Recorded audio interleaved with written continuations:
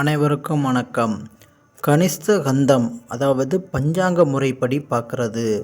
பஞ்சாங்க முறைப்படி பார்த்திங்கன்னா இது சித்தாந்தம், தந்திரம் மற்றும் கரணம் அப்படிங்கிறதெல்லாம். இவைகளின் சித்தாந்தம் என்பது சிருஷ்டி அப்படின்னு சொல்லுவாங்க, அதாவது படைப்பை பற்றி கூறுவதாகும்.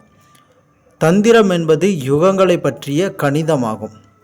கரணம் அப்படிங்கிறது இஷ்டம் சக ஆண்டு பற்றிய கணிதமாகும்.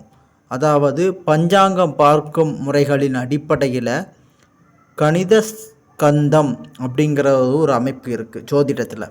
இதில் சித்தாந்தம், தந்திரம், கரணம் அப்படிங்கிற 3 அடிப்படையாக வச்சு தான் பார்க்குறாங்க.